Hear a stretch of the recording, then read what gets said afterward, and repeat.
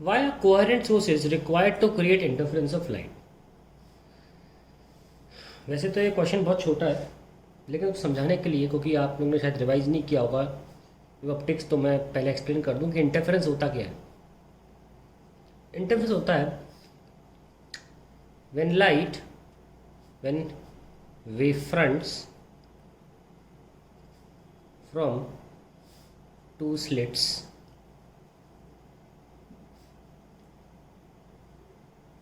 superimpose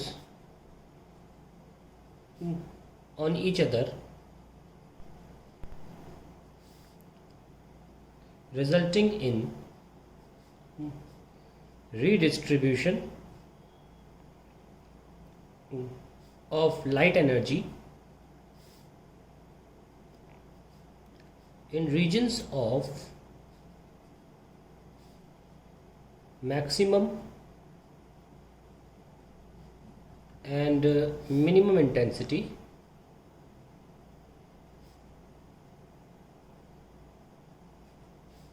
is called interference।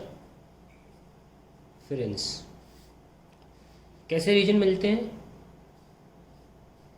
अगर मेरा ये स्क्रीन है तो ये होगा तुम्हारा सेंटर का ब्राइट, देन उसके बाजू का डार्क, फिर ब्राइट, फिर डार्क। जो ब्राइट होता है वो कैसे बनता है? देखो,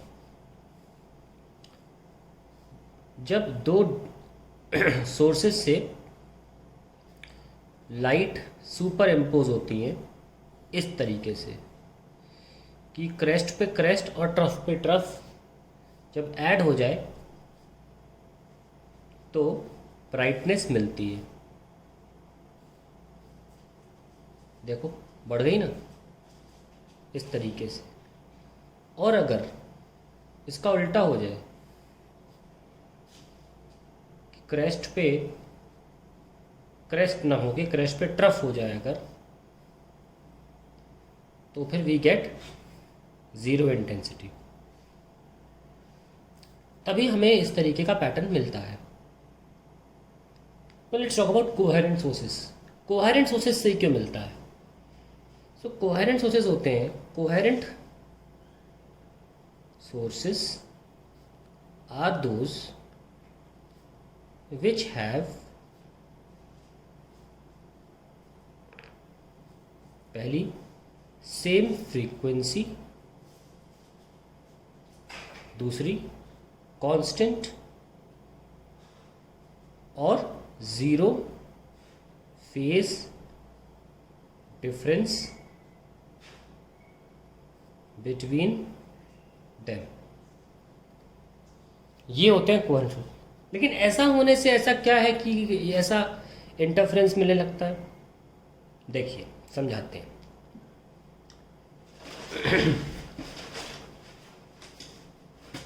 पेज निकालना पड़ेगा।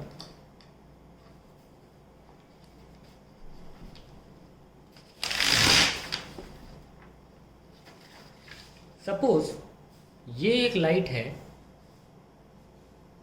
ऐसे,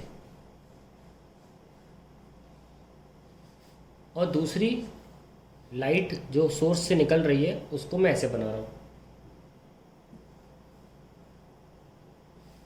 इसकी फ्रीक्वेंसी f1, इसकी फ्रीक्वेंसी f2। सब जानते हैं कि फ्रीक्वेंसी f1 की ज़्यादा है f2 से, क्योंकि इतने ही फासले में ज़्यादा क्रेस्ट ट्रफ बन गए तो उसको ज़्यादा फ्रीक्वेंसी बोलते हैं, उसको कम फ्रीक्वेंसी बोलते हैं। अगर हम इन दोनों को ऐड करेंगे तो क्या प्रॉपर एडिशन हो पाएगा? क्या क्रेस्ट पे क्रेस्ट बैठ पाएगा? यहाँ तक तो पता नहीं, कुछ भी हो रहा है। यहाँ एक क्रेस्ट है, यहाँ देखो क्रेस्ट ट्रफ, क्रेस्ट आधा ट्रफ, कुछ भी है। तो अगर फ्रीक्वेंसी डिफरेंट हुई तो एडिशन तो पॉसिबल है नहीं। तो रैंडम मिक्स होगी लाइट, रैंडम मिक्स, और एक regions of specific regions of dark and brightness नहीं मिलेंगे। इसलिए फ्रीक्वेंसी का बराबर होना बहुत ज़रूरी है। ऑन द अदर हैंड, अगर फेज डिफरेंस बीच में या तो ज़ीरो हो या फेज डिफरेंस का मतलब होता है दोनों पार्टिकल्स की जो स्टार्टिंग है वो सेम टाइम में हो रही है, उनकी सेम टाइम में। देखो, अगर सेम टाइम में होगी तो ऑब्वियसली दोनों साथ में मूव करेंगे। या आप एक कांस्टेंट फेज डिफरेंस भी ले सकते हैं, ज़ीरो ज़रूरी नहीं है, लेकिन सेम टाइम में स्टार्ट होना बहुत ज़रूरी है। जैसे कि मान लीजिए ये है और इसका फेज डिफरेंस ये पीछे से स्टार्ट होता है, देखो ये थोड़ा पहले से स्टार्ट हो रहा है इससे, फिर भी क्रेस्ट और ट्रफ ऐड होके हमें ज़ीरो इंटेंसिटी देंगे। ज़ीरो इंटेंसिटी भी मिलना ज़रूरी है, तो प्रॉपर डार्क और ब्राइट हमें मिलता रहेगा। पर अगर मान लीजिए फेज डिफरेंस कांस्टेंट नहीं है, या ज़ीरो भी पॉसिबल है और ज़ीरो नहीं है, तो जो भी है वो कांस्टेंट रहे, मेंटेन रहे। ये जो 180 डिग्री का फासला हो गया ना इनके बीच में, देखो ये 180 डिग्री होता है, एक पूरा यहाँ से लेकर यहाँ तक 180 डिग्री होता है। तो इनमें जो गैप है 180 डिग्री का, ये मेंटेन होना चाहिए। सपोज ये मेंटेन ही नहीं है, इसको कैसे दिखा इसको देखो, मान लो ऐसे है और दूसरा वाला शुरू तो यहीं से हुआ, पर अलग अलग टाइम में इसका फेज बदलता चला जा रहा है, कांस्टेंट नहीं है फेज डिफरेंस। इसको मैं ऐसे दिखा सकता हूँ। सपोज आपके पास दो क्लॉक्स हैं, तो एक क्लॉक है ये जिसका एंगल 0 डिग्री है और सुई क्लॉक का कांटा, और एक क्लॉक का कांटा ऐसा है जिसका एंगल 90 डिग्री है और ये कितना है 0 डिग्री। तो अगर मैं इस क्लॉक के कांटे के टिप का कोऑर्डिनेट टाइम के साथ प्लॉट करूँगा तो कैसे बनेगा। मान लो क्लॉक का कांटा यहाँ पहुँच गया, तो कुछ टाइम बीता होगा ना, तो यहाँ पहुँचा तो यहाँ पहुँचा तो यहाँ, और यहाँ पहुँचा तो यहाँ, तो यहाँ से यहाँ पहुँच चुका होगा ये। और आप अगर ध्यान दें, अगर आपको थोड़ा जानकारी है कि इस क्लॉक के टिप के कांटे का अगर हम जो वाई कोऑर्डिनेट है उसको टाइम से प्लॉट करते हैं तो हमें साइन थीटा मिलता है।